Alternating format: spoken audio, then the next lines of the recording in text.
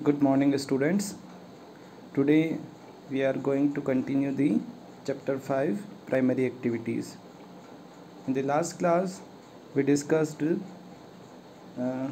different agriculture types like subsistence agriculture, plantation agriculture, etc. In today's session, we discuss some more agriculture types of the world. First one is extensive commercial grain farming, यानी कि विस्तृत वाणिज्य अनाज कृषि। अब ये जो विस्तृत वाणिज्य अनाज कृषि है उसकी क्या क्या विशेषताएं हैं, अगर हम उनकी बात करें तो फर्स्ट है practised in semi arid land of mid latitudes. जो भी मध्य अक्षांश हैं उन मध्य अक्षांशों के अर्ध शुष्क भागों में इस प्रकार की कृषि जो है वो की जाती है। ठीक है। Wheat is the main crop, गेहूं यहाँ की मुख्य फसल होती है। कॉर्न, बार्ले, ओट्स, राई ये भी यहाँ पर वीट के साथ में बोया जाता है। लार्ज लैंड होल्डिंग्स, इस एग्रीकल्चर की सबसे बड़ी विशेषता ये है कि ये विश्व के उन भागों में की जाती हैं जहाँ पर पॉपुलेशन डेंसिटी जो है वो कम है, और पॉपुलेशन डेंसिटी कम होने की वजह से क्या होता है, वहाँ पर एग्रीकल्चर के लिए बहुत बड़ा एरिया अवेलेबल हो जाता है। इसीलिए जो लैंड साइज़ है, लैंड होल्डिंग साइज़ जो हैं वो बड़ी होती हैं। फुल्ली मैकेनाइज्ड होती है, मशीन्स आर यूज्ड। इस पूरी एग्रीकल्चर को करने में ह्यूमन लेबर बहुत कम काम में लिया जाता है, बल्कि सारा काम किससे किया जाता है, मशीनों से किया जाता है। लो यील्ड पर एकड़ बट हाई यील्ड पर पर्सन, प्रति एकड़ उत्पादन जो है वो ज़रूर कम होता है लेकिन प्रति व्यक्ति उत्पादन ज़्यादा होता है।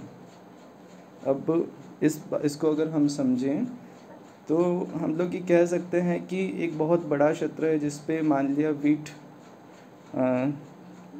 को हमने वीट का प्रोडक्शन किया है, और जब हम प्रोडक्शन करते हैं तो उसमें ह्यूमन लेबर बहुत कम है और यहाँ पर मशीन्स जो हैं वो यूज़ में ली जाती हैं।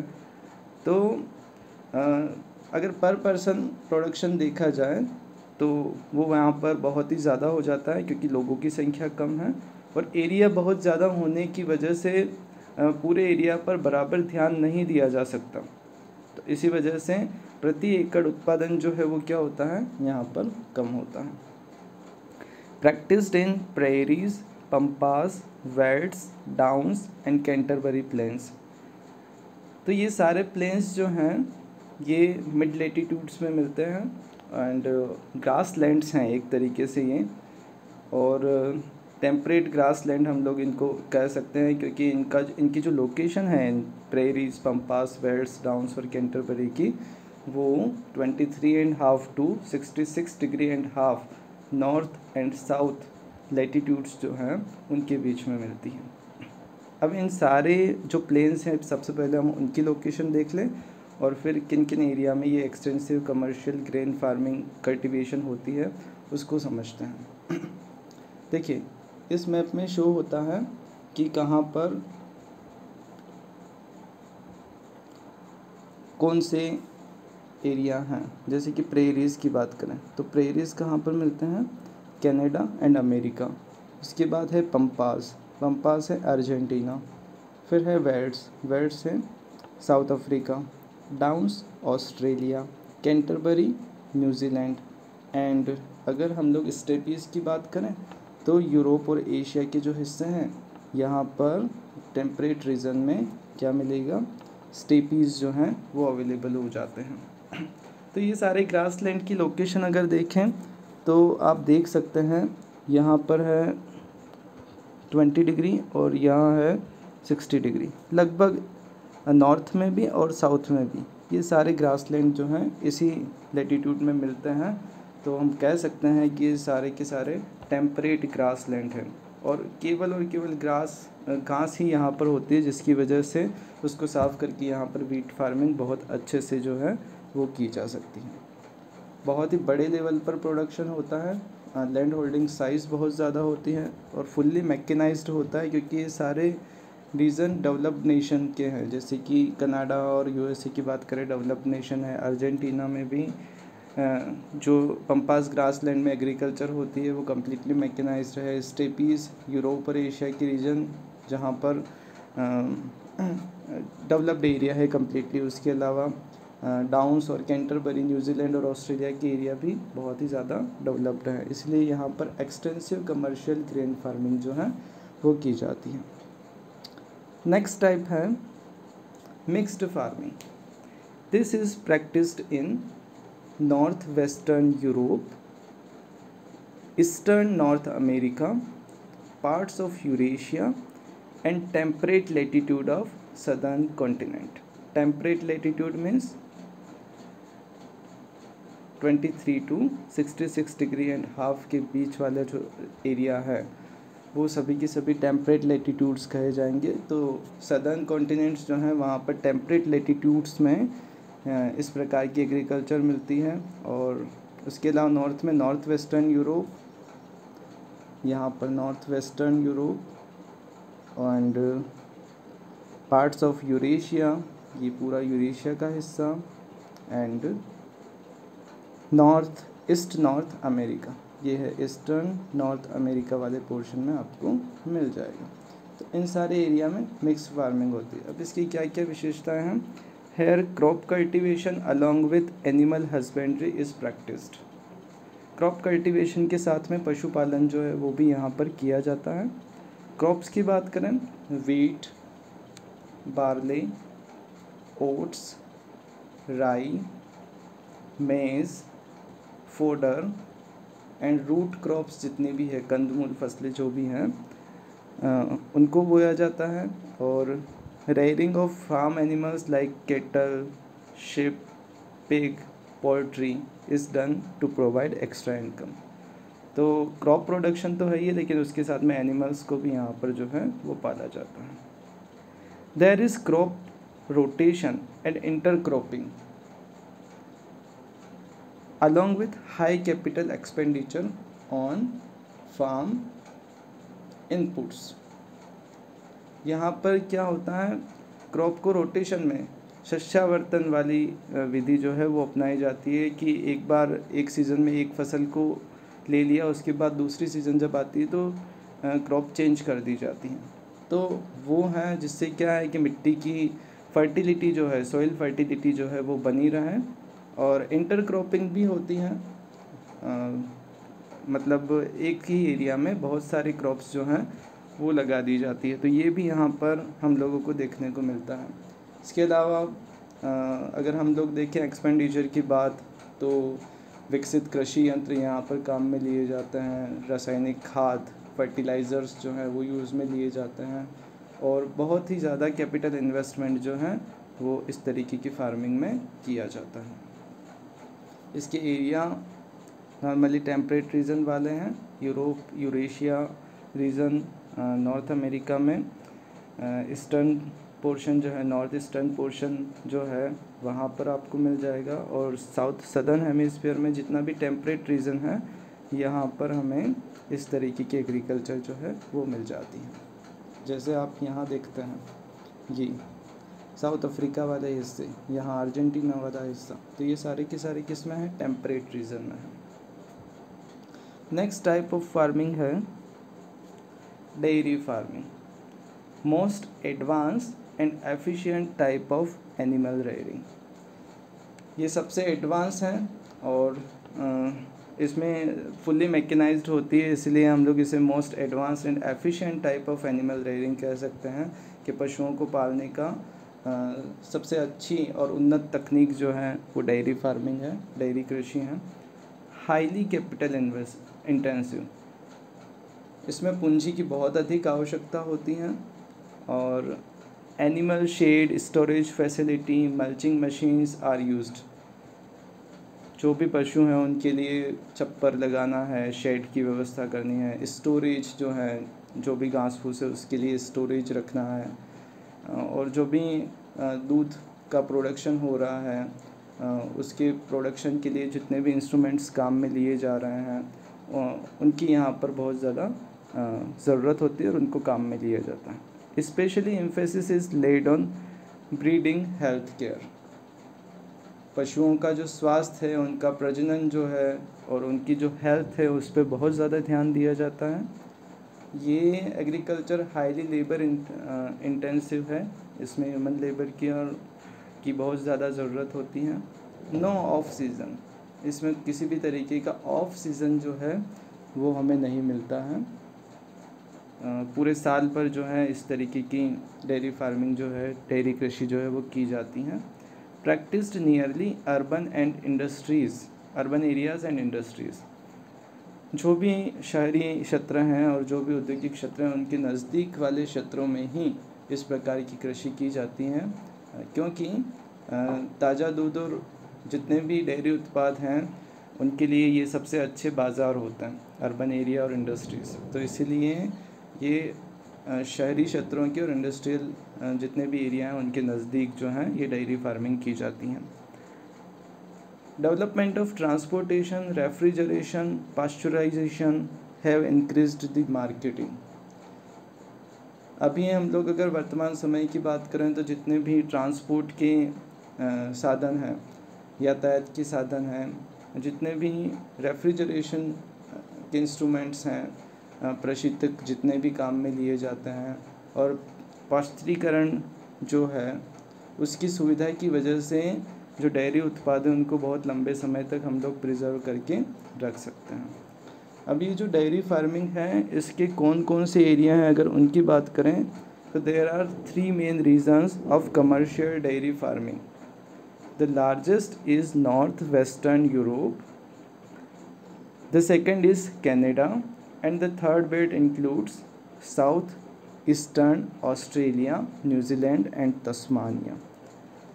देखिए अब यहाँ पर अगर हम बात करें तो फर्स्ट है नॉर्थ वेस्टर्न यूरोप, ये पूरा का पूरा रीजन जिसमें डेनमार्क, ऊपर की तरफ यूके और नीदरलैंड, ये सारे कंट्रीज़ और इनकी नज़दीकी कंट्रीज़ जो हैं ये यहाँ पर मेन रहते हैं। डेनमार्क जो है डेयरी प्रोडक्शन में हम लोग बात करें तो अच्छी पोजीशन जो है वो रखता है। अगर सेकंड एरिया की बात करें तो कनाडा की जो एरिया है यहाँ पर भी इस तरीके का प्रोडक्शन जो है वो देखने को मिल जाता है, जो ग्रेट लेक रीजन है इसके आसपास। And the third belt includes south eastern Australia, ये साउथ ईस्टर्न ऑस्ट्रेलिया है यहाँ पर, और न्यूजीलैंड, यहाँ न्यूजीलैंड और ये तस्मानिया वाला रीजन। तो इन तीनों रीजन में भी डेयरी फार्मिंग जो है वो बहुत ही प्रभावी तरीके से काम में ली जाती हैं। देखिए डेयरी फार्मिंग और अगर हम लोग दूसरी एग्रीकल्चर की बात करें जो इससे पहले हमने स्टडी करी थी तो सब डेवलप्ड नेशंस में ही हो रही हैं। क्यों हो रही हैं? क्योंकि ये सभी जो एग्रीकल्चर टाइप हैं ये क्या हैं, कैपिटल इंटेंसिव हैं और डेवलप्ड नेशन क्या कर सकते हैं, इन पे इन्वेस्ट कर सकते हैं, इसीलिए सबसे ज़्यादा डेवलपमेंट जो है वो इन डेवलप्ड नेशन में हुआ है। अगर आप एशियन और साउथ ईस्ट एशियन कंट्रीज़ की बात करते हैं तो इन एरिया में इस प्रकार की कृषि नहीं बल्कि जो सब्सिस्टेंस एग्रीकल्चर है वो बहुत ज़्यादा डेवलप मिलती हैं, क्योंकि पॉपुलेशन बहुत ज़्यादा है, इन्वेस्टमेंट के लिए कैपिटल नहीं है, लेकिन ह्यूमन लेबर की अवेलेबिलिटी बहुत ही अच्छी है। इसीलिए हम लोग कह सकते हैं कि south Asia, south east Asia वाले रीजन जो है यहाँ पर सब्सिस्टेंस एग्रीकल्चर होती है, बल्कि कमर्शियल एग्रीकल्चर के जितने भी टाइप्स हैं वो हमें नॉर्मली डेवलप्ड नेशंस जो हैं वहीं देखने को मिल जाता है। नेक्स्ट टाइप है मेडिटेरियन एग्रीकल्चर, भूमध्य सागरीय कृषि। बोर्ड के लिहाज से ये सबसे इम्पोर्टेंट भी है मेडिटेरियन एग्रीकल्चर, इसके बारे में क्वेश्चन भी पूछा जाता है। हाईली स्पेशलाइज्ड कमर्शियल एग्रीकल्चर, ये बहुत ही स्पेशल टाइप की विशिष्ट प्रकार की कृषि है। Practised in countries around Mediterranean sea, also central Chile, south west Africa, south west Australia and California. हमेशा ये कॉन्टिनेंट्स जितने भी हैं उनके वेस्टर्न पोर्शन में ही इस तरीके की एग्रीकल्चर होती है।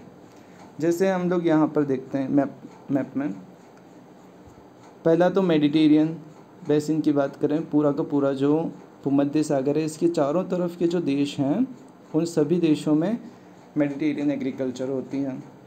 दूसरा अगर हम लोग बात करें कैलिफोर्निया एंड नदर्न कैलिफोर्निया, तो यहाँ पर भी आपको इस तरीके की एग्रीकल्चर मिलेगी जो कि वेस्ट में है। सेंट्रल चिले वाले हिस्से की बात करेंगे तो भी यहाँ पर हमें मिल जाएगा। वेस्टर्न केप साउथ अफ्रीका वाला रीजन जो है यहाँ भी आपको मेडिटेरियन एग्रीकल्चर जो है वो मिल जाती हैं। And south west and south Australia वाला रीजन जो है यहाँ हमें इस तरीके की एग्रीकल्चर मिलती है। तो इनकी लोकेशन ज़रूर ध्यान रखिए कि किन किन एरिया में मेडिटेरियन एग्रीकल्चर जो है वो होती हैं। अगर हम इनकी बात करें मेडिटेरियन सी के पास अफ्रीका में ट्यूनीशिया से अटलांटिक तट तक जितना भी क्षेत्र हैं यहाँ पर मेनली वर्क होता है। और अगर हम लोग यूरोप की बात करें तो फ्रांस स्पेन से लगा करके इस तरफ टर्की तक का रीजन कम्प्लीटली मेडिटेरियन बेसिन के अंतर्गत आता है। अब इसकी क्या क्या विशेषता है? It is an important supplier of citrus fruits, जितने भी खट्टे फल हैं उसकी सबसे इम्पोर्टेंट सप्लायर की अगर हम लोग बात करें तो वो यहाँ मिलता है। Viticulture grape cultivation is specialised in this region.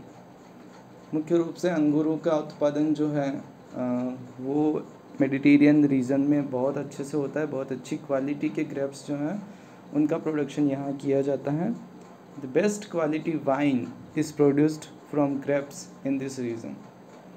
सबसे ज़्यादा मतलब अगर हम लोग शराब की बात करें अच्छी क्वालिटी की तो कहाँ मिलेगी?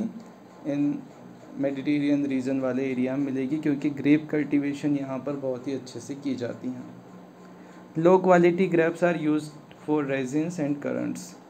जितने भी अच्छी क्वालिटी ग्रेप्स हैं उनसे तो वाइन बना दी जाती है, और जो ख़राब क्वालिटी के ग्रेप्स होते हैं उनसे किशमिश या फिर उनसे रिलेटेड चीज़ें जो है मुनक्का ये बना लिए जाते हैं।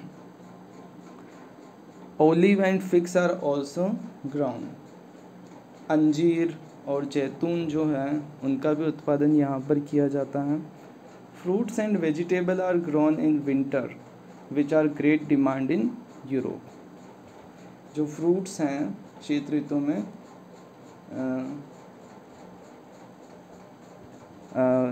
जितना भी फ्रूट्स और वेजिटेबल हैं उनकी डिमांड यूरोप वाले एरिया में जब होती है तो उनकी पूर्ति भी यहीं से जो है वो की जाती है। तो ये मेडिटेरियन रीजन है कम्प्लीटली, आपको इसको अच्छे से देखना है। अगर हम लोग मिक्स्ड फार्मिंग डेयरी फार्मिंग की बात करें तो यूरोप और अमेरिका की रीजन, नॉर्थ अमेरिका रीजन जो है वो आ जाएगा, ऑस्ट्रेलिया आ जाएगा। इसके अलावा अगर हम मिक्स्ड फार्मिंग की बात करें तो जितना भी यूरोप और डेवलप्ड नेशंस हैं वहाँ हम लोगों को मिल जाएगा। और extensive commercial green farming temperate grassland जितने भी हैं उन टेम्परेट ग्रासलैंड में मिलता है। ये टेम्परेट ग्रासलैंड आपसे ज़रूर पूछे जाएंगे मल्टीपल चॉइस क्वेश्चंस के अंदर। प्रेरीज जो हैं उनकी लोकेशन पूछी जा सकती हैं, स्टेपीज, पम्पास, वेल्ट्स। तो प्रेरीज हैं Canada and USA grassland, and steppes Eurasian grassland, pampas Argentina grassland, veldts South African grassland, downs Australian temperate grassland and Canterbury New Zealand grassland. तो ये सारे ग्रासलैंड और ये किस किस कंट्री में है इसको आप बहुत अच्छे से देख लीजिए। अब कुछ क्वेश्चंस हैं।